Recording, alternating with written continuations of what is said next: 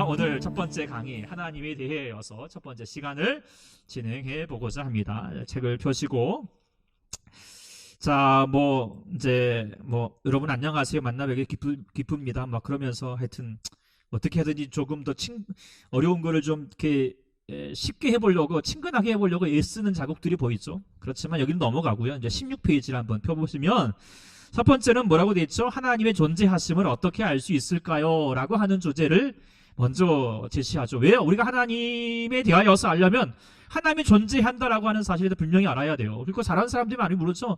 하나님에 대해서 존재하시면 우리가 쉽지 않은 것이면 눈에 안 보이니까요. 그러니까 사람들이 야 하나님 계시냐? 하나님 계시면 네가 한번 데리고 와봐 이런 식으로 막 얘기하잖아요. 그러면 얼토당토 않지만 그래도 또 이것을 어떻게 말해야 될지 고민되는 것이 사실입니다. 그래서 하나님을 존재하시면 어떻게 알 수 있느냐, 이 책에 대해서는 좀 그런 내용이 안 나오지만 조금 더 우리가 그 하나님의 존재하심에 대하여서, 하나님의 존재에 대해서 규명하고자 하였던 바로 학문이 철학이라고 말할 수도 있어요. 신학과 더불어서 철학이죠. 그리고 철학의 아주 중요한 주제가 신존재 증명이에요. 그래서 이것을 하나님의 존재 증명, 그래서 합리적인 존재 증명, 어떻게든 이성적으로 하나님을 좀 설명해 보고자 했던 여러 가지 노력들이 있어요. 그래서 그 중에 신존재 증명이라고 하는 내용이 있는데, 이걸 좀 여러분에게 좀 말씀드리면, 이렇게 하나님도 설명할 수 있겠구나라고 하는 것을 좀 가질 수 있을 것 같아서 말씀드리는데, 첫 번째 좀 알아야 될 분이 안셀무스라고 하는 사람의 신존재 증명이 있습니다. 제일 대표적인 분이에요. 이제 한 2세기, 3세기인가요? 하여튼 이분이 이제 교부 신학, 그러니까 이제 초창기 기독교가 발달하면서 그러면서 이제 좀 그 신학에서 또 교계에서 어른이 되신 분들을 그러니까 교계의 아버지, 교부라고 했죠. 교부 중에 한 분인데요.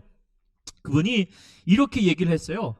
하나님은 정의상 가장 안전한 존재라고 말할 수 있지 않느냐. 그렇다면 존재가 결핍된 안전함은 완전하지 않다. 뭔 말이에요? 존재가 결핍된 안전함은 당연한 말이죠. 이게 간단한 말 아니겠습니까? 결국 완전한 존재가 존재되어야 된다. 무슨 말입니까? 예를 들어서 저라는 존재가 물론 제 이목구비 잘 있고 이렇게 또 이렇게 좀 있지만, 제가 사람들에 비하여서 아주 조각 같은 몸매이며 누가 보기에도 흠이 없을 만한 존재는 아니잖아요. 다 인정하고 있네요. 그렇지만 이렇게 떠들고 있습니다. 그러면 어떤 사람이 가장 안전한 존재지? 이런 걸 계속 따져가 보면은 결국 무언가 안전하다라고 말할 수 있는 분명한 기준이 있어야지 그런 어떤 완전치 않은 것에 대한 성립이 분명히 적용될 수밖에 없다는 것이죠. 그래서 완전한 존재는 존재해야 된다는 거예요. 완전함이라고 하는.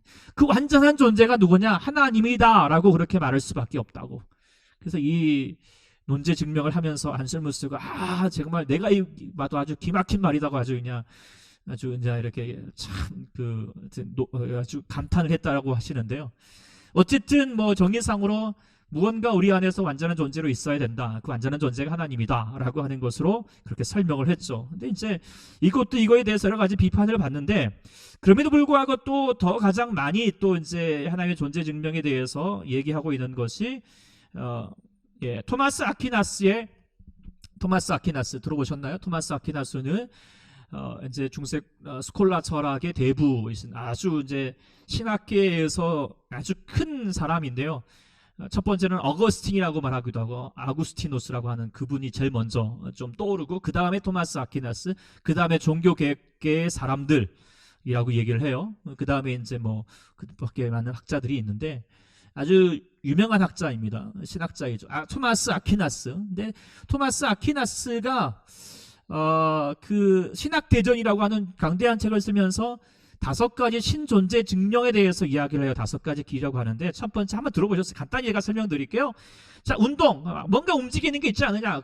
운동하면은 첫 번째 운동을 일으키게 하는 존재가 있어야 되지 않겠느냐. 그게 바로 하나님이시다. 능동적인 뭔가 원인이 있고, 내가 있는 게 아니라 나의 아버지가 있고 아버지 앞에 그 앞에 올라가면은 첫 번째라는 존재의 능동적인 원인이 있다. 그럼 바로 하나님이다. 이렇게 우연이 있다면 필연적으로 했어야지 우연이 있지 않느냐. 그 필연적이다. 완전함이 등급이지만 이분이 제일 많이 이제 이야기하는 것이 목적론적인 증명이라고 합니다. 좀 골치 아픈 얘기인 것 같네요. 그래도 이게 좀 중요한 내용이어서 제가 말씀드릴게요. 자, 목적론적 증명, 좀 글씨가 좀 작지만 제가 읽어볼게요. 목적론적 증명은 뭐냐면 모든 사물들을 목적에 따라서 또 목적을 향하여서 활동할 수 있도록 그들에게 지적인 능력을 부여하거나 혹은 목적을 정해주고 이들을 이끌므로써 목적에 대한 부합하는 질서를 통해서 활동하도록 만드는 어떤 지적인 존재가 존재해야 된다라고 그렇게 얘기하는 거예요. 그러니까 뭐든지 이 책이라고 하는 것도 목적이 뭘까요? 누군가에게 읽혀지기 위한 거잖아요. 그렇다면 이 목적이라고 하는 것이 분명히 있을 때에는 분명히 그 목적을 쥐어주는 존재가 있어야 된다는 거예요. 그렇지 않으면서 그 존재가 형성이 될 수 없다라고 하는 거죠. 분명히 뭔가의 목적을 가지고 뭔가 존재할 수밖에 없다는 것이죠. 그래서 그 존재를 이루게 하시는 분이 바로 지적인 존재, 하나님이시다. 근데 이게 되게 중요한 게 뭐냐면 지금 이제 과학적으로 여러 가지 많은 이렇게 뭐죠? 또 여러 가지 진화론이라든지 또 여러 가지 많은 또 우주의 녹특들을 보면서 이게 이런 내용들을 쭉 보면서 이거는 하나님 어떤 이 모든 것이 존재할 수밖에 없게 하는 하나님의 존재함이 있다. 그리고 하나님의 존재함으로 이것을 창조하였다. 그래서 이것을 지적 설계라고 하는 단어로 나중에 설명하기도 하는데 나중에 또 말씀드리겠지만 이것이 아주 중요한 키포인트가 됩니다. 어쨌든 이런 하나님의 존재라고 하는 것이 분명히 세상 사람 가운데 만물 가운데 필요하다라고 하는 것을 부정해서는 하나님의 존재가 증명될 수가 없다라고 하는 것을 계속 이야기하고 있는 게 이제 노력하는 것이 이건데요. 그럼에도 불구하고 이제 이게 사실 말이지만 그래도 불구하고 약점이 있죠. 유명한 그 칸트라고 하는 사람이 이런 말을 했어요. 이것도 좀 말이 좀 어렵지만 죄송합니다. 쉽게 하려고 생각했지만 어쨌든 지성의 모든 종합적인 원칙은 내재적으로만 사용되는데, 그러니까 사실 지성이라고 하는 그 이성이라고 하는 것은 이론은 이론일 뿐이죠. 내재적으로 말하는 것이지 최고 존재의 인식을 위해서는 이러한 원칙의 초월적인 사용이 요구된다. 그건 지성 내에서만 우리가 알 수 없다는 것이죠. 그래서 우리의 지성은 이러한 초월적인 사용을 위하여서 어떤 장부도 갖추고 있지 못하다. 이게 이제 칸트에서 말한 순수 이성 비판이라고 하는 이 책에서 말했던 내용이에요. 간단히 말하면 뭐냐면 우리의 이성으로는 하나님을 알 수 없다는 거예요. 이게 우리의 이성으로 하나님의 존재를 증명할 수 없다. 우리는 그럴 만한 초월적인 어떤 사용에 대한 어떤 장비를 가지고 있지 않다라고 하는 거. 만일에 하나님 우리의 이성으로 존재함을 증명할 수 있다. 그러면 하나님이 아니다. 이렇게 말할 수밖에 없겠죠. 왜? 우리의 이성 안에 이미 갖춰줄 수밖에 없는 한계적인 존재이기 때문이겠죠. 그래서 우리가 이제 제가 이걸 도표로 들어서 좀 설명할 수 있겠다 싶은 것이 어떻게 좀 규명할지 몰라서 이게 위에를 어떤 하나님의 영역으로 보고 여기를 이제 우리가 인간의 영역이라고 세상의 영역이라고 이렇게 보면은 많은 사람들이 이제 하나님을 향하여서 자연과학으로 통하여서 하나님을 알고자 하고 또 때로는 종교적인 열심을 통하여서 하나님을 알고자 하고 때로는 철학이라고 하는 것을 하나님을 알고자 하지만 결국 알 수가 없죠. 한계가 있죠. 하나님을 이렇게 때로는 이걸 통하여서 긍정도 했지만 또 부정할 수밖에 없는 것이 또한 사실이고요. 그런데 그래도 조금 더 하나님에 대해서 좀 알 수 있게 하는 것이 저번에 우리 설교를 통하여서 말씀을 드렸지만 신학적 지식, 그러니까 우리가 하나님 말씀을 통하여 주시는 하나님의 신학적 지식을 통하여서와 더불어서 우리가 신비한 경험, 하나님을 만나는 경험, 내 안에서 하나님의 존재가 정말 있구나라고 하신 그 뭔가의 하나님 인격적으로 만났던 경험들, 그 경험들이 조금 더 하나님의 영역에 좀 더 도달할 수 있게 되죠. 그러나 완전하게 도달할 수는 없다라고 하는 것도 분명히 우리가 한계적입니다. 그래서 우리가 그렇다면 우리가 어떻게 우리의 어떤 영역에서 하나님을 알 수 없다면 우리가 신학이라고 하는 학문이 한계성을 가질 수밖에 없느냐 않느냐, 어떻게 그러면 해봤자 안 되는 거지 이렇게 말할 수밖에 없느냐. 그래서 우리 하나님을 모른다. 그래가지고 불가지론, 불가지, 알 수가 없다. 이렇게 말하는 사람도 있습니다. 불가지론이라고 말하죠. 근데 이제 불가지론이 아니라 알 수 있는 방법이 있다. 하나님에 대해서 알 수 있는 방법이 있다. 신앙을 가능케 하는 방법이 있다. 그게 뭘까요? 이제 오늘 이 주제, 오늘 1강에서 가장 중요한 용어죠. 바로 뭘까요? 계시라고 하는 단어. 예. 바로 계시입니다. 그럼 뭐 계시는 뭐예요? 하나님께서 우리에게 알려주신다라고 하는 거예요. 하나님께서 우리에게 알려주시는 차원에서 이루어지는 것을 바로 계시라고 하는 그 영역으로 통하여서 우리가 신학이라고 하는 하나님을 알 수 있는 가능성을 갖게 한다, 전제될 수 있다라고 하는 것을 말씀드립니다. 그러니까 우리는 우리 스스로 하나님을 알 수 없다. 그래서 이 말을 이제 조금 더 칼 바르트라고 하는 분, 이것도 전에 한번 제가 말씀드렸는데 이렇게 열명을 하기도 했어요.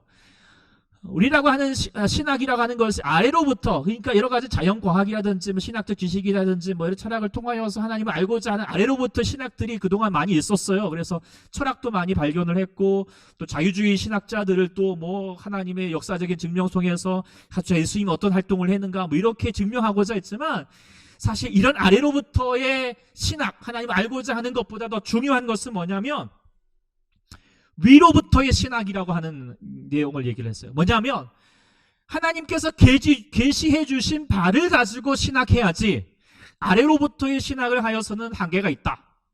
그래서 위로부터의 신앙을 해야 된다. 이게 칼 바르트라고 하는 아주 이제 지난 19세기에 아주 유명한 신학자인데, 그분이 주장하면서 지금도 우리 가운데서 복음주의에게서는 가장 중요하게 전제로 담고 있죠. 그래서 우리는 하나님 우리에게 알려주시는 바를 가지고 하나님께 나아간다. 그렇지만 그렇다고 해서 하나님께 주시는 거기서 그냥 누워서 떡 먹고 있느냐, 그것만 아니라 뭐예요? 하나님 알고자 하는 자를 향하여서 계속 신학적인 지식과 신비한 경험, 또 여러 가지 많은 강물을 통하여서 하나님과 서로 교체하면서 이 안에서 하나님의 신학이 이루어질 수 있다라고 하는 사실들을 말씀을 드립니다. 이해가 되셨나요? 네.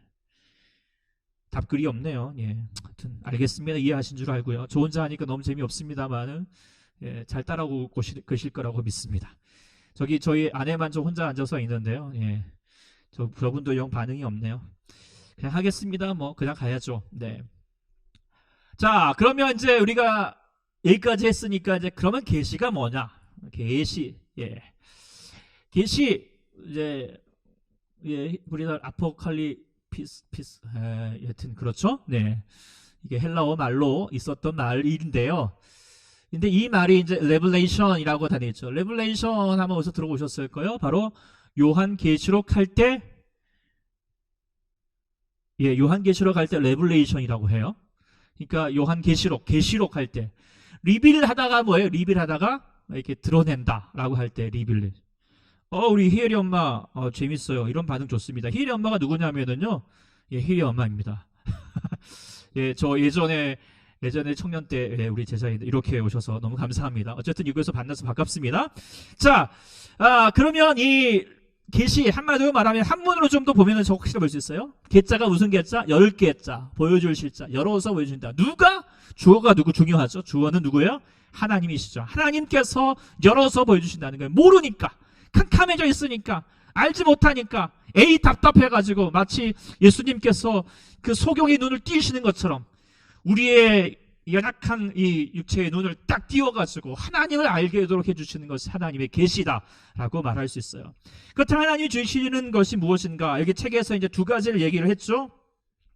자신을 어떻게 계시하시는가? 뭐 16페이지 제일 밑에 보면 두 가지 방법으로 자신을 계시하는데, 첫 번째가 초자연적인 방법으로 통하여서 자신을 계시한다. 그러면서 뭐요? 홍해 사건, 뭐 기적적인 일들을 보면은 하나님 계심, 하나님 말고는 설명할 수 없는 그런 초자연적인 자연의 법칙에서 더 벗어난 일들을 하나님만이 하실 수 있는 일, 그러면서 하나님이 계시다라고 해서 보여주시는 거죠. 그러나 이것만이 하나님의 계시가 아니다. 자연적인 방법으로 자연의 법칙과 상식의 일치함을 통하여서도 하나님의 보여주실 수 있다라고 하는 것이 이제 또 계시의 아주 중요한 영역인데요. 이걸 가지고 이제 우리가 계시의 두 영역을 다시 한번 또 정리해서 뒷부분에서 자연적인 방법에 계시는 무엇인가요? 뭐 쭉 얘기하면서 이제 17페이지, 18페이지에 있던 내용을 제가 좀 정리를 했습니다. 두 가지로 우리가 말할 수 있어요. 계시의 종류는 첫 번째로 뭐예요? 일반 계시, 그리고 특별 계시가 있다라고 말하죠. 일반 계시를 뭐라고 얘기를 했죠? 여기서 보편적 계시라고 얘기하죠. 일반적 계시, 보편적 계시, 그리고 특별한, 그러니까 특수한 계시라고 하는데 그냥 우리가 일반 계시, 특수 계시라고 말할 수 있어요.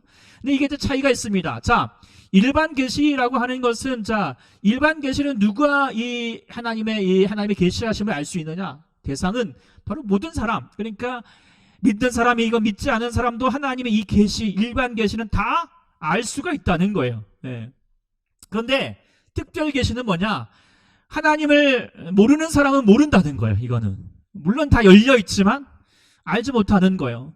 믿는 신앙인들에게만 이 하나님의 특별 계시가 다가올 수 있게 되는 거예요. 그러면 왜 그런가? 일반 계시가 뭐기 때문에 그 범주는 우주 모든 만물 속에서 하나님이 계심을 드러내고 있죠. 그래서 그런 말씀들이 사실 많잖아요. 우리가 뭐 다윗이 시편 19편 1편에 여기도 나왔다고 하죠. 하늘이 하나님의 영광을 선포하고 궁창이 그 손으로 하는 일을 나타내는도다. 이런.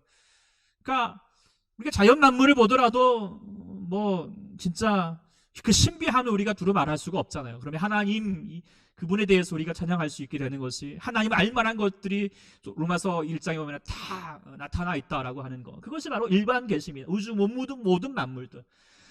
그러나 이제 특별 계시는 우리 안에서 성경과 예수님을 통하여서 나타내셨죠. 하나님에 대해서 보다 더 정확하고도 보다 더 정말 직접적으로 나타낼 수 있게 하시는 것이 성경과 예수 그리스도라고 하는 것입니다.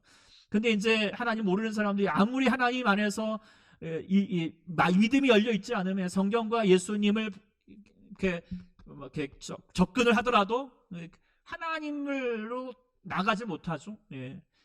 그래서 일반 계시를 통하여서는 하나님 알 수 물론 가능성도 있지만 그만큼 부족해요. 그리고 중요한 건 뭐냐면 일반 계시는 뭐냐? 그 학문이 바로 일반 계시를 통하여서 하나님을 발견할 수 있게 하는 것이 바로 과학이라고 말할 수 있을 것 같아요. 예, 지금의 과학. 그리고 특별 계시, 바로 성경과 예수님을 통하여서 하나님 알 수 있게 하는 것이 신학이라고 하는 학문이겠죠. 그래서 우리가 지금 제가 이 주제를 아주 중요하게 여기게 된 뭐냐면, 사람들이 과학하면은 하나님을 부정하게 하는 것으로, 마치 과학의 세계는 하나님으로부터 멀어지게 하는 것으로 우리가 착각하게 할 때가 많다는 거예요. 그렇지 않아요. 우리가 정말 과학은 하나님을 알 수 있게 하는 중요한 도구가 되는 거예요. 그래서 요즘의 주제가 과학과 신학의 대화가 같이 연합하여서 하나님을 알 수 있게 해야 된다는 거예요. 그런데 안타깝게도 지금 이 과학이 하나님을 알도록 하는 것이 아니라 하나님을 부정하도록 사용하게 하는 무신론자들의 도구가 되어버렸다는 것이 안타까운 일이죠. 그래서 그 과학을 통하여서 발견하는 게 뭐냐면, 자, 이 모든 시간을 통하여서 우리가 아까 말씀드린 것처럼 우리의 목졸롱주 증명론, 아퀴나스가 말했던 내용이 있죠. 그 내용 보니까 이 모든 것들이 지어지는 과정 속에서 분명히 하나님이라는 존재가 있어서 이것이 그 목적을 가능케 하였다, 그 목적에 의해서 지어졌다, 지적으로 설계되었다라고 하는 것을 발견케 될 수가 있을 터인데, 무신론자들은 뭐라고 말하냐면, 이 과학이 하나님 없이도 그저 자연적 선택, 제가 진화론 나중에 전에 한번 설명한 자연의 선택이라는 용어를 사용한다든지, 조금 더 직설적으로 말하면 약육강식의 법칙으로 세상은 존재해 갔다. 그런 놈이 그래서 지금 점점 진화되어 온 것이다. 하나님 없이도 지금까지 잘만 살아왔다. 이렇게 얘기를 하죠. 근데 이거는 무신론자들의 주장일 뿐입니다. 과학자들이 하나님을 봐고자 한다면 충분히 하나님의 지적인 설계로 이 세상을 오묘하게 창조하셨다라고 그렇게 말해볼 수 있는 것이죠. 그래서 이 과학의 영역도 너무 중요하다라는 것을 깨닫게 되고, 우리가 이제 이 성경 말씀을 통하여서 신학을 하게 되면 우리가 무엇을 발견하게 됩니까? 그 안에 하나님의 섭리를 발견하게 됩니다. 하나님의 뜻이 이거구나. 우리의 삶에서, 우리 여러 가지 흐름 속에서, 역사 안에서 하나님의 뜻이 이거였구나라고 하는 것을 성경을 통하여서, 신학을 통하여서 발견케 하는 것이죠. 그렇지만 이제 중요한 건 구원성이라고 말할 때, 뒤에 여기 말했죠. 자, 우리가 일반 계시를 통하여서 구원받을 수 있을까? 뭐라고 말했죠? 어렴풋이라고 그렇게 얘기했죠. 119페이지 위쪽에 보면 일반 계시가 하나님의 존재에 대해서 어렴풋하게만 알려주기는 하지만, 그러니까 하나님의 존재에 대해서 뿐만 아니라 구원에 대해서도 하나님의 존재에 대해서만 어렴풋하고요, 구원에 대해서는 거의 가능성이 없다라고 볼 수밖에 없겠죠. 그런데 이제 그래서 우리가 특별 계시가 하나님을 구원하게 하는데, 하나님을 아는데 절대적으로 중요한 도구임을 깨닫게 되는 것입니다. 그래서 이 일반 계시와 특별 계시가 있다. 하나님 우리를 향하여서 알려주시는 바다. 이렇게 하는 내용으로 조금 더 이렇게 정리할 수 있다라고 하는 것을 알려드립니다. 자, 여기서 이제 제가 사전에 미리 좀 질문을 올려주시면 그 질문에 답을 해드리겠다고 했는데요. 네, 안타깝게도 2분만 하셨더라고요. 네, 다음에는 더 많은 분들이 참여하였으면 좋겠습니다. 그 중에 하나가 이제 우리 김경용 집사님께서 이런 질문을 하셨어요.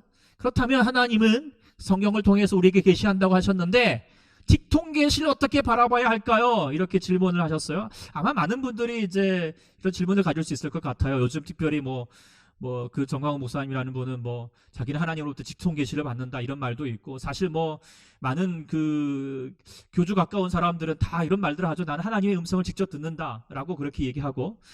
그렇지만 이제 여기에 대해서 우리가 어떻게 얘기할 수 있을까라고 말할 수 있는가? 분명히 우리가 성경 내에서도 하나님이 직접 말씀하시는, 또 우리 예레미야서를 요즘 읽고 있지만 예레미야에도 하나님께서 직접 말씀하시는 바가 있죠. 그러나 우리가 지금 성경 이후의 시대로 살고 있는 저희로서는 이렇게 말할 수 있는 거죠.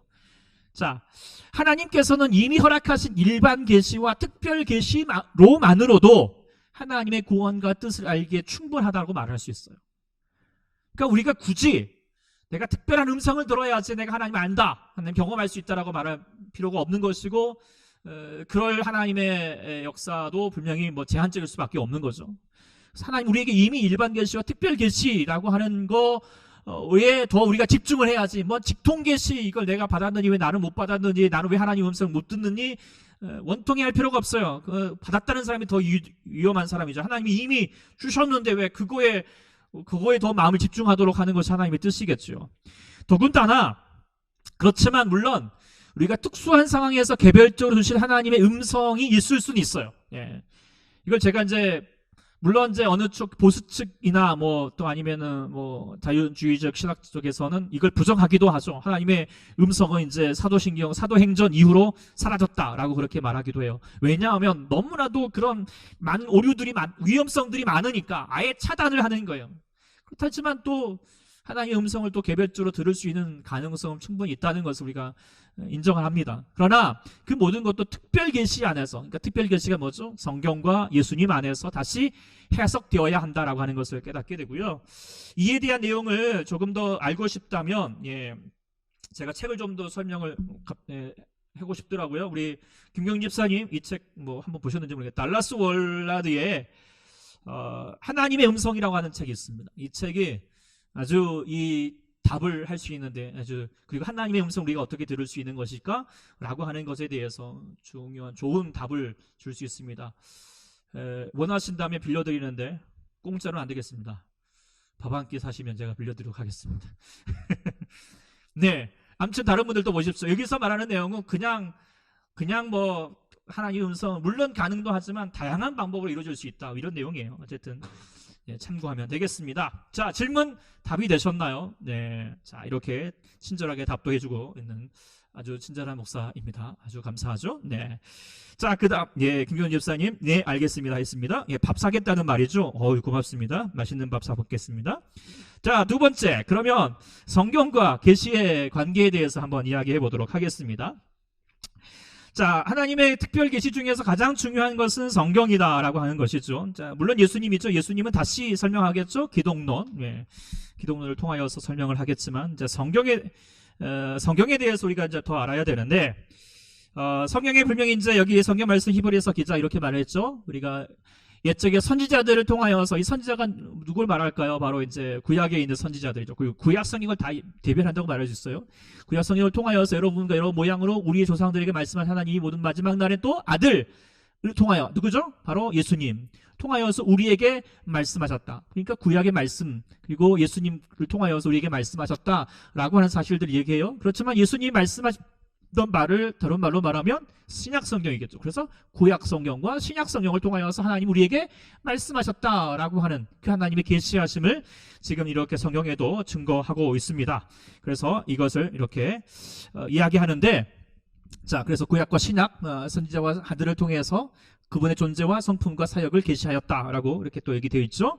자, 그러면서 이 내용들을 향하여서 그렇다면 이 성경이 어떻게 진행되었느냐, 쓰여졌느냐, 간단히 말하면 약 40여 명의 기자와 또 1600년 동안 기록되었다. 아주 다양한 사람들과 또 많은 시간들을 통해서 제한적인 상황을 통하여서 특수한 상황을 통하여서 지금처럼 뭐 인터넷이 발달된 것도 아니고 책이 발달될 수 있는 것도 아니고, 그럼에도 불구하고 성경의 신비한 것이 무엇입니까?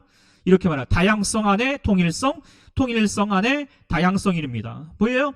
정말 다양한 사람들이 있지만 뭐예요? 거기 안에 한 가지로 흐르는 통일성이 있다는 거예요. 오늘 이제 로마서의 말씀을 가지고 이제 여기 이야기를 했죠. 그 뒤에, 그쵸? 그 뒤에 구약과 신약을 보면서 로마서에서 말하는 것처럼 하나님이 우리의 율법의 행위로가 아니라 하나님을 믿음으로써 의롭다 하심을 얻었다라고 하는 그 통일성도 갖고 있다.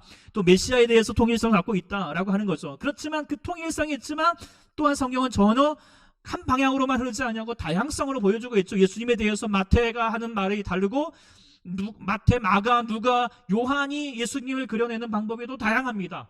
각각의 처한 환경과 그 저자가 가지고 있는 생각과 내용들이 같이 다 다양 있게 고려되었죠. 그래서 다양성 안에 통일성, 통일성 안에 다양성이라고 하는 것이 성경이 가지고 있는 아주 신비함의 모습이다라고 하는 것을 깨닫게 되죠. 근데 이제 이 성경이 그렇다면 지금 우리가 주어져 있는 성경이 어떻게 주어졌느냐? 왜냐하면 성경이 하나님의 특별한 계시다라고 하는 것을 우리가 알려면 도대체 성경이 어떻게 진행된 거야? 라고 하는 것을 알아야겠죠. 먼저 우리가 성경에 대해서 우리가 잘 아는 것은 구약은 몇 권? 39권이라고 되어 있고요. 신약은 이제 뭐 27권 잘 아시죠? 근데 이제 구약의 내용이 뭐죠?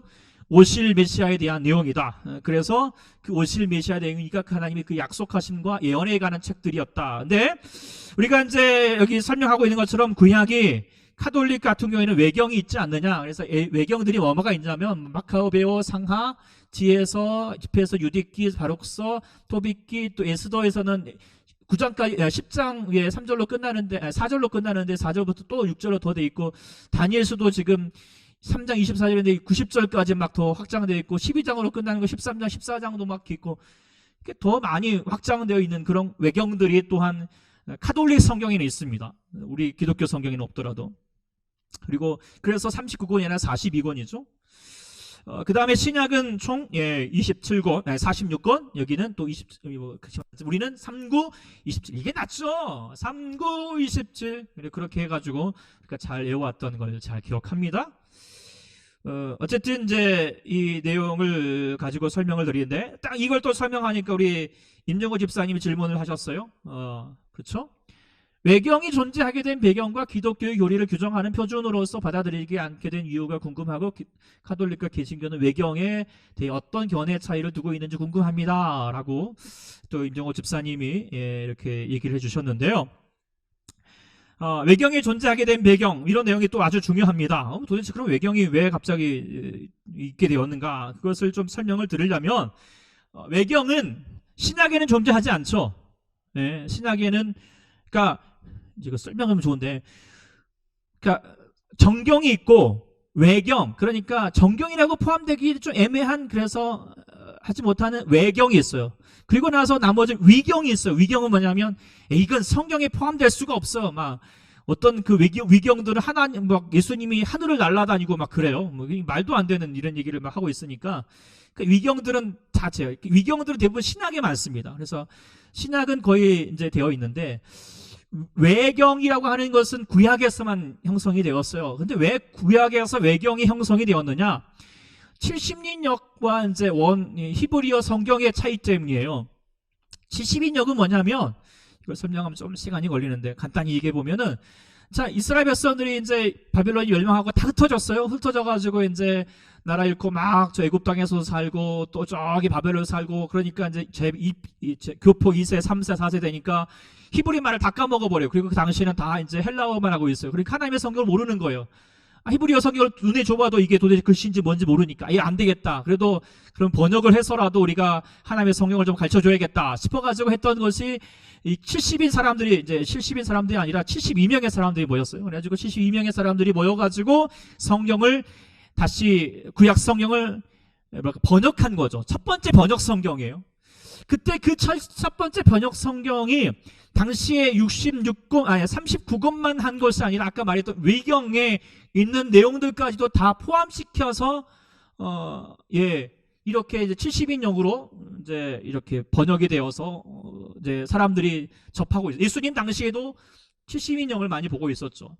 그런데 원래 히브리 성경이라고 하는 것, 그러니까 계속하여서 경전으로서 이제 뭐 유대인들이 성경을 읽어왔던 내용, 특별히 지금 이제 고대에서 마소라 사본이라든지 또 고대에서 히브리 성경으로 바꿨던 성경들을 보니까 그 외경의 내용들이 여기에 포함되지 않은 거예요. 70인역에 있는 없는 내용들이 39권만 여기서 있는 거죠. 그래서 히브리 성경이 이제 39권으로 있는 것을 알게 되었죠.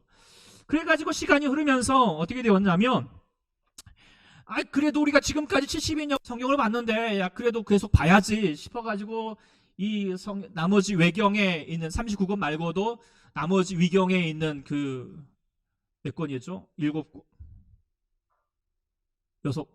7권, 플러스 몇 명, 하여튼, 그 위경들을 좀 참고하자, 이렇게 얘기했던 그 70인역의 성경을 구약 성경으로 다 포함시켜도 된다라고 하는 측이 카톨릭과 종교회 측이에요. 근데 개신교 측은 아니다. 원래 하나님께서 말씀해 주신 말을 들어야지. 그 나머지는 지금 하나님께서 주신 것도 아니고 사람이 나중에 첨가한 내용인데 참고만 하면 되지, 이걸 하나님의 성경의 정경에 포함돼서는 안 된다라고 그렇게 얘기했던 거. 그것이 바로 히브리어 성경만을, 그래서 히브리어 원래 성경만을 구약으로 볼 수 있다라고 말한 것이 종교개혁 이후에 개신교에서 말했던 것이죠. 왜냐하면 그 안에는 사실 잘못된 번역들도 70인역에는 잘못된 번역들도 있고, 또 뭐 없어도 원래 성경에는 없었던데 나중에 이거는 아니다 싶어가지고 막 삽입된 것들도 많았거든요. 그래서 70인역공보다 히브리 성경만을 참고하는 것이 보다 더 하나님의 뜻에 가까워질 수 있다라고 여겨서 이제 70인 히브리 성경만을 얘기하다 보니까 39권만 됐습니다. 조금 제가 이제 복잡하게 설명드린 건 없지 않아 있는데요. 이해가 되셨는지 임정호 집사님, 모르겠습니다만은 어쨌든 이런 과정을 통하여서 이르겠습니다. 그래서 지금은 우리가 외경은 참고만 하지 이걸 하나님의 말씀으로 완전히 받아들일 수는 없다라고 하는 입장이죠. 특별히 그러면 신약이라고 하는 것뿐만 아니라 이제 모든 정경화 과정들은 왜 일어나게 됐느냐라고 하는 것을 볼 필요가 있는데요. 우리가 1세기만 해도 예수님의 말씀 신약에 대해서 이제 다 하나님 그때 편지를 읽고 이제 지금 우리가 봤던 성경책들을 이렇게 친숙하게 읽다가 2세기 되면서 특별히 영지주의, 물론 1세기부터 영지주의가 많았는데 그 영지주의 이단들이 많이 득세를 하고, 특별히 마르키온이라고 하는 사람을 중심으로 하는 마르키오니즈가 이단들이 등장을 해요. 근데 이 마르키온이라고 하는 사람이 어떤 주장을 하냐면, 자 보니까 도대체 이 구약의 하나님은 잔인하기도 하고 폭력적이고 이거 도대체 마음에 안 들어. 그러니까 구약은 하나님이 아니야. 그래서 구약이 하나님, 그래서 구약 성경은 제해, 이거 읽을 필요도 없어. 성경도 아니야. 콱 해버리고, 또 신약 성경 내에도 구약 성경을 많이 인용하고 있는 마태복음, 그것도 이거 아무것도 아니야. 그러면서 이제 누가복음 말씀이라든지 바울의 서신만을 가지고 히브리 서신도 히브리서도 이건 아니야. 그래가지고 골라서 이거 하나님 말씀이라고 막 주장하는 사람들이 생기는 거죠.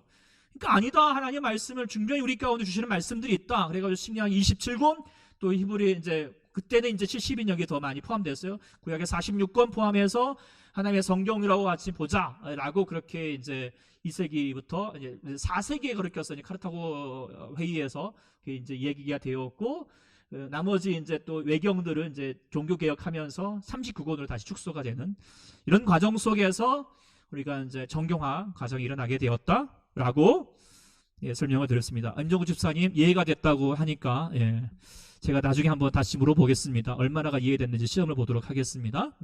기대를 해주시고요. 어쨌든 이해가 되신 줄 알겠습니다. 하여튼 이 복잡한 과정을 보게 되면서, 제가 이제 이 설명을 쫙 해드렸는데 아마 이런 분이 생길 거예요. 우리가 하나님 말씀을 정말 이 너무 귀한 말씀으로 우리가 알고 있었는데, 하나님 말씀이 우리 가운데 전해지기까지 이런 복잡한 과정들이 있었고, 정경이 돼야 되느니 안 되느니 이런 내용들이 있었네. 뭔가 하나님에 대해서 좀, 하나님 말씀에 대한 뭔가 좀 하여튼 좀 가벼움이 느껴지지 않나요?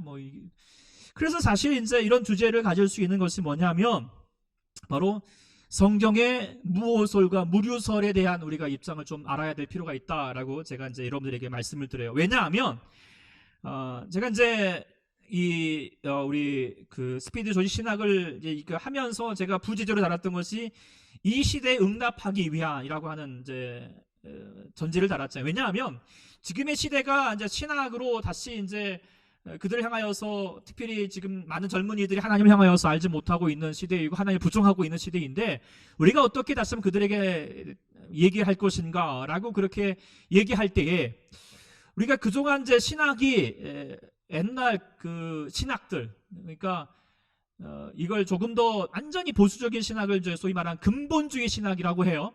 그 근본주의 신학에 너무 얽매이는 우리 한국교회의 많은 모습들이 있습니다. 그것 때문에 지금 현대 사람들과 특별히 이 젊은 세대와 너무 간격이 많이 벌어지고 있어요. 그래서 이에 대해서 우리가 어떻게 설명을 해줄 필요가 있다는 것이죠.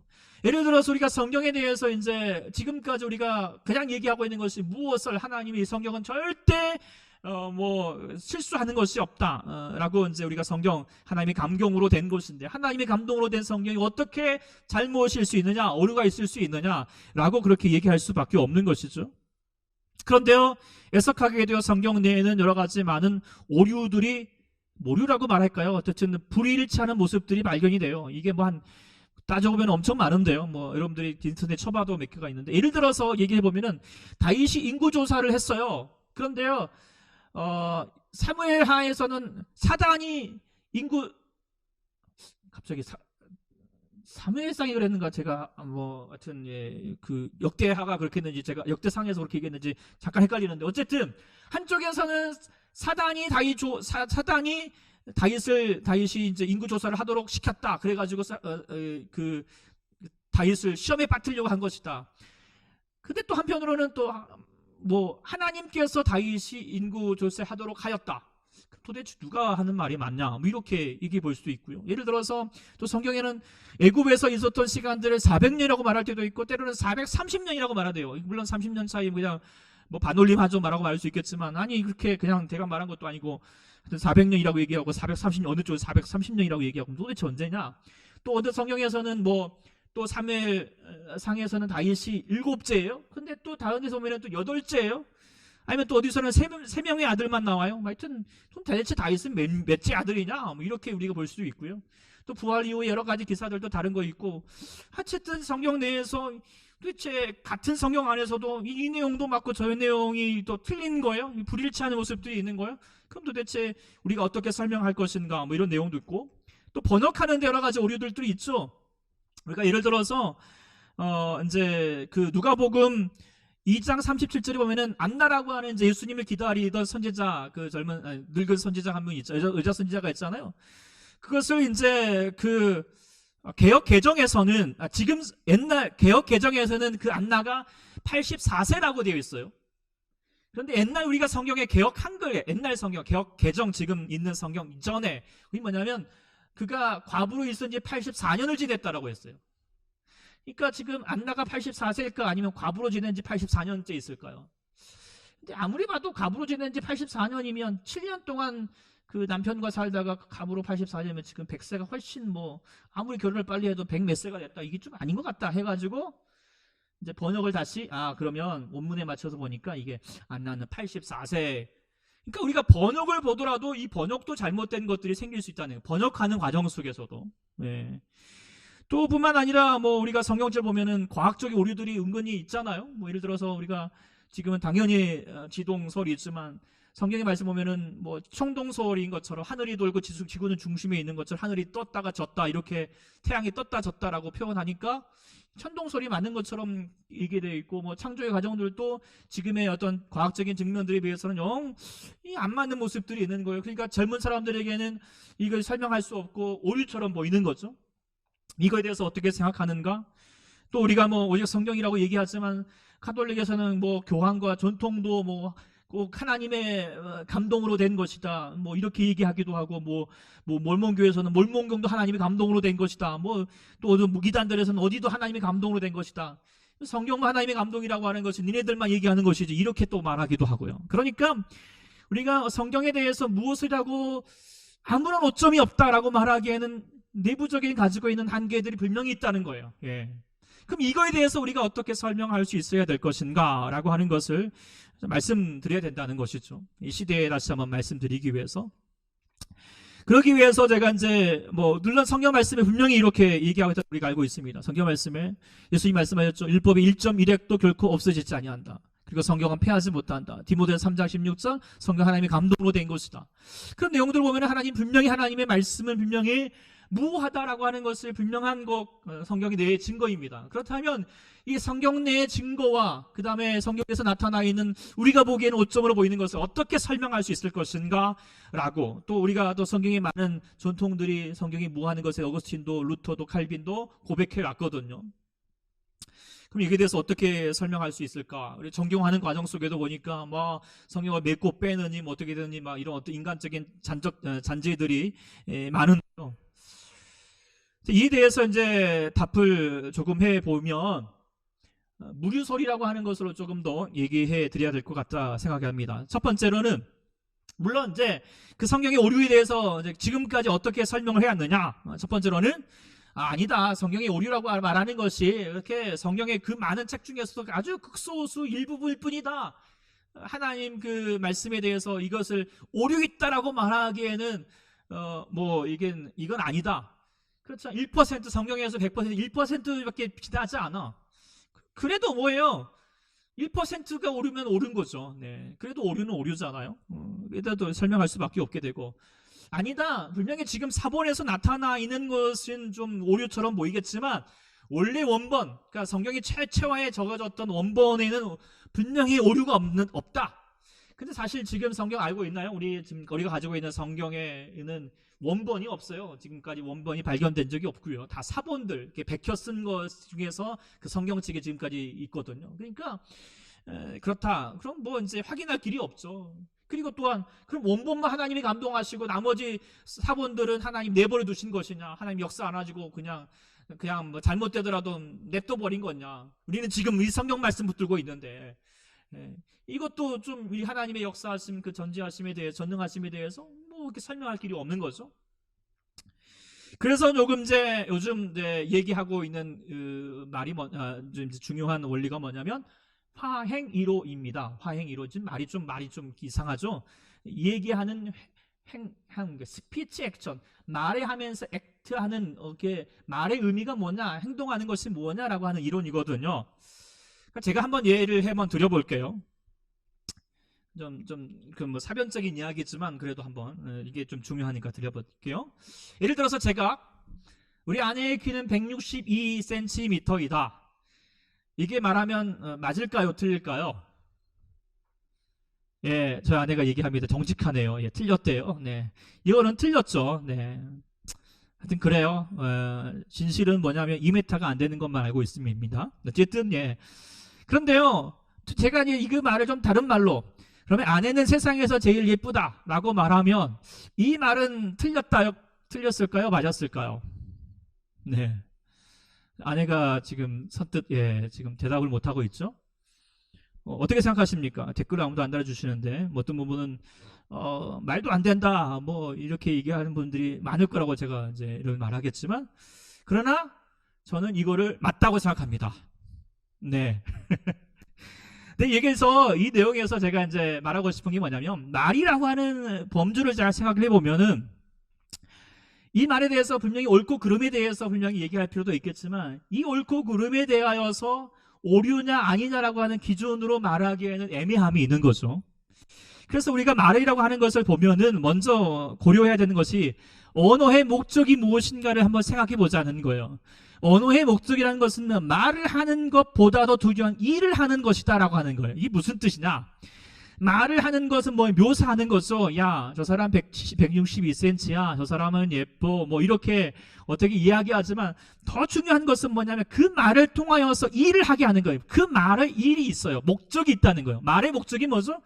아내가 세상에서 제일 예쁘다라고 하는 말을 하는 거가 더 중요한 것이 일을 하게 하죠. 그 말을 통하여서 뭘 하게 하는 거죠? 내가 아내에게 그 말을 고백한다면 우리가 아내에게 내가 당신을 사랑합니다라고 하는 의미를 얘기하여 주고는 것이고, 또 누군가에게 내가 뭐 어느 집사님에게 우리 세상에서 아내가 제일 예쁩니다라고 하면 팔불치라는 것을 드러내고 있는 거겠죠. 그래서 그 말은 일을 하는 거예요. 그러니까 말이라고 하는 언어의 목적은 단지 말만 하는 것이 중요한 것이 아니라 더 중요한 것은 그 말을 통하여서 일을 하는 것, 언어의 목적을 이루어가는 것이 더 중요하다라고 하는 것이 말을 가지고 있는 언어의 중요한 키라고 하는 것을 이해해 보면, 그러면 우리가 이제 다시 하나님께서 주셨던 말씀들을 생각해 보면은, 자, 하나님의 모든 성경 하나님의 감동으로 된 것이죠. 그 감동으로 하나님이 우리에게 말씀하시는데, 그 하나님 주신 성경으로 통하여서 뭘 하고자 하셨는가? 교훈과 책망과 바르게 함과 의로하, 교육, 그리고 하나님의 사람으로 온전하게 하고 모든 선한 일을 행할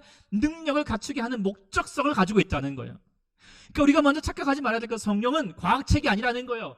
몇 센치냐, 뭐냐, 뭔가 말을 하는 것만을 목적을 삼고 있지 않아요. 옳고 그름만을 주장하기 위해서, 증명하기 위해서 나오는 책이 아니라는 거예요. 하나님이 더 원하시는 것은, 성경은 하나님의 목적을 이루기 위한 말씀을 기록한 책이에요. 하나님의 목적을 어떻게 해요? 말을 통하여서, 기록을 통하여서, 기록의 언어를 통하여서 증거하는 것이죠. 그를 통하여서 성경은 뭐라고 얘기했느냐? 분명히 하나님의 그 성경을 통하여서, 여기서 한마디로 말하면 신앙과 실천에 문제가 신앙과 실천의 문제에 있어서는 오류가 없다. 그거에 대해서는 어떤 부족함이 없다. 임폴리티, 절대 잘못될 수 없다라고 하는 것을 가져서 그것을 무오설이라고 말할 보다는 무류설이라고 그렇게 얘기할 수 있다는 것입니다. 그래서 성경은 결코 실수하지 아니하고, 결코 모자라지도 아니하고, 부족하지 아니하다. 뭐예요? 하나님의 말씀을 교훈하고 책량하고 하나님의 목적을 이루기 위한 하나님의 역사에 있어서 성경은 무엇보다도 우리 가운데 가장 중요한 계시가 된다라고 하는 사실들을 우리가 알 수 있게 되는 것이죠. 그래서 우리는 하나님을 알 때 어떻게 무엇보다도 하나님 성경 말씀을 통하여서 하나님을 알 수 있어야 된다라고 하는 것이 가장 중요한, 그리고 그 성경을 통하여서 나타내신 하나님을 우리가 분명하게 우리가 다시 한번 그릴 수 있다. 이거 하나님의 성경에서 하나님의 목적을 그대로 심겨주셨기 때문에, 그 말의 의미를 우리가 헤아려 간다면, 그래서 성경을 볼 때 우리가 단지 어떤 과학책처럼 보는 것이 아니라 그 안에 담고 있는 메시지가 뭐지? 이를 통하여 주셨던 하나님의 목적이 뭐지? 우리가 예레미야 말씀 보더라도 그 안에서 왜 예레미야에게 이 말씀을 주셨을까라고 하는 하나님의 목적, 하나님의 뜻을 묵상하는 것이 지금 우리가 성경을 통하는 대면할 중요한 내용이지, 거기서 어떤 정보를 받아서 바벨론에게 어떻게 함락을 당하고 몇 년에 주고 어떻게 이렇게 함락되었고 뭐 이런 게 중요한 게 아니라는 거예요. 하나님이 성경을 통해서 하나님의 목적을 우리가 다시 한번 바라볼 수 있는 것, 그것에 있어서는 절대 오류가 없다라고 하는 것이 성경의 무오설하고도 비슷할 수 있겠지만 무료설 성경이라고 얘기할 수 있을 것입니다. 중요하죠? 그래서 분명히 우리 고백할 수가 있습니다. 주의 말씀은 내 발의 등이요 내 길의 빛이니이다. 우리가 어두운 세상 가운데 정말 하나님에 대해서 알 수도 없고 어떠할 수도 없지만 주의 성령 말씀이 하나님의 성령을 통하여서 우리 가운데 비춰주셨기 때문에 내가 이 세상을 살아갈 때 우리 가운데 등불이 되어서 어디로 가야 될지 무엇을 해야 될지 분명히 알 수 있는 토대가 된다라고 하는 것을 우리가 고백하게 됩니다. 그래서 성경 말씀이 우리 가운데 아주 중요한 아주 중요한 특별 계시, 하나님의 계시가 됨을 여러분에게 다시 말씀드리게 됩니다. 딱 여기까지 하니까 1시간 갔어요. 정확하게 제가 1시간으로 이내로 하려고 딱 마음을 먹었는데 여기까지 되었습니다. 감사합니다. 자, 여기까지 한 내용으로 여러분들 이제 1편을 마치고 다음 주에는 이제 하나님이 어떤 분인가, 하나님의 속성에 대해서 또 이야기하게 되는데, 또 삼위일체 하나님까지도 확장되는데 아주 중요한 주제를 담고 있습니다. 다음 주에 기대하시고 또 미리 책을 읽어오시고 또 거기서 안에서 또 여러분들이 이런 거에 대해서 질문하고 싶거나 잘 모르겠다 싶으면 또 질문하시면 또 친절하게 여러분에게 알려드리도록 하겠습니다. 감사합니다. 그리고 이제 이 끝나고 한 10분을 쉬었다가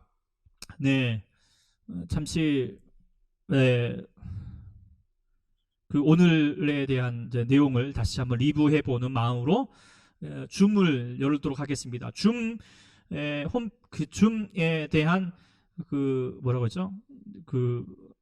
주소를 여기 올려드릴 테니까 난 오늘 바빠서 못 참석하겠다 싶으면 거기 안 와도 되고요. 그래도 어쨌든 거기 올려드릴 테니까 그렇지만 모든 분들이 참여하기를 기대합니다. 그래서 같이 참여하여서 잠깐이라도 한번 리뷰해보는 시간 갖도록 하겠습니다. 네, 기도하겠습니다. 하나님 아버지, 오늘 우리가 다시 한번 하나님의 말씀 우리 가운데 다시 한번 통하여서 주셨던 또 주님의 그 감동하심, 주의 성경의 말씀을 통하여서 우리가 하나님을 알 수 있게 하신 그 신학에 대해서, 또 특별히 조직 신학에 대해서 핫걸음을 내딛게 하심을 감사합니다. 아버지 하나님, 우리가 하나님을 물론 우리가 우리의 지식과 또 우리의 어떤 힘으로만 분명히 알 수 없다는 것을 우리가 압니다. 그러나 하나님께서 우리에게 허락하셨던 계시의 말씀이 있고, 또 오늘도 주님께서, 성령님께서 우리 마음 가운데 감동해 주시고 역사해 주심을 통하여서 우리가 이 세상을 살아가는데 우리가 하나님과 더불어서 살아가게 되고, 하나님의 눈으로, 하나님의 시각으로, 하나님의 뜻으로 이 세상을 다시 한번 벌어보게 하신 거 정말 귀한 은혜인 줄 믿습니다. 우리가 더 누리기 위해서 힘써가는 시간 되게 하여 주시옵시고, 이제 우리가 다시 한번 이렇게 첫 시간 시작합니다. 그 시간까지 더욱더 하나님, 더욱더 우리 마음에 하나님 더 깊이 알아갈 수 있는 시간 될 수 있도록 부어주시옵소서. 하나님께 영광을 올려드리며 예수님의 이름으로 간절히 기도드립니다. 아멘. 감사합니다. 약 한 10분 뒤에 다시 뵙겠습니다. 네, 고맙습니다.